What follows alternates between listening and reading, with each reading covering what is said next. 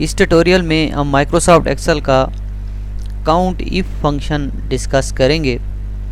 Count if function जैसे कि पिछले ट्यूटोरियल्स में हमने काउंट फंक्शन यूज़ किए थे, काउंट ए, काउंट ब्लैंक, उसी तरह से काउंट इफ भी काउंटिंग का एक फंक्शन है जो वैल्यू को काउंट करता है।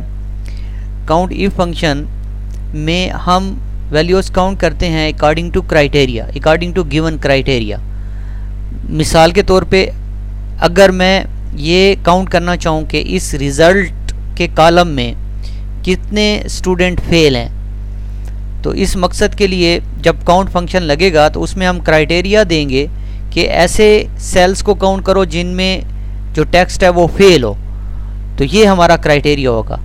तो किस तरह से ये फंक्शन यूज़ किया जाता है, काउंट फंक्शन कैसे यूज़ करते हैं, इसके लिए हम एक एग्जांपल लेते हैं। ये हमारे पास एक टेबल बनी हुई है, इसमें हमारे पास 4 कॉलम है, नेम, मार्क्स, रिज़ल्ट और परसेंटेज। इसमें से हम रिज़ल्ट वाले कॉलम में काउंट करते हैं कि इसमें हमारे पास कितने स्टूडेंट फेल हैं। सो यहाँ पे हम फंक्शन लगाना चाहते हैं, फार्मूला, मोर फंक्शन, स्टैटिस्टिकल फंक्शन और काउंट इफ फंक्शन। आप इसको इंसर्ट फंक्शन में जाके यहाँ से और ऑल फंक्शन में भी सर्च कर सकते हैं। काउंट इफ फंक्शन, इसमें हमें 2 चीज़ें देनी होती हैं। एक रेंज होती है कि आपने काउंट फंक्शन लगाना किस कॉलम पे है, तो हमने यहाँ पे लगाना है। ये हमारे पास ई कॉलम है और हमारी रेंज स्टार्ट हो रही है E8 से लेके E14 तक। तो ये हमने E8 से लेके E14 तक सेलेक्ट कर लिया।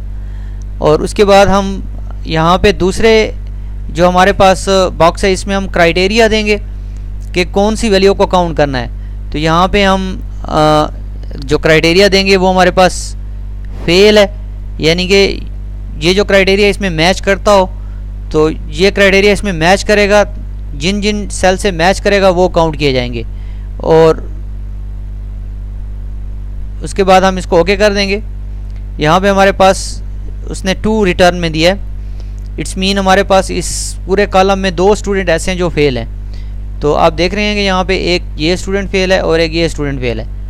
तो इस तरह से हम काउंट इफ फंक्शन यूज़ करते हैं। अगर आप इसको डबल क्लिक करें और एडिट करें तो आप देखें काउंट इफ फंक्शन लगाया जाता है। उसके बाद यहाँ पे हम रेंज देंगे कि ये काउंट फंक्शन कहाँ पे लग रहा है और कामा लगा के हमें एक क्राइटेरिया देना पड़ेगा। तो आप ये फंक्शन खुद टाइप भी कर सकते हैं इस तरह से। और इसके अलावा आपने अगर यहाँ से ये फंक्शन इंसर्ट करना है तो आप फार्मूला, मोर फंक्शन, स्टैटिस्टिकल फंक्शन और काउंट इफ फंक्शन यहाँ से भी इंसर्ट कर सकते हैं।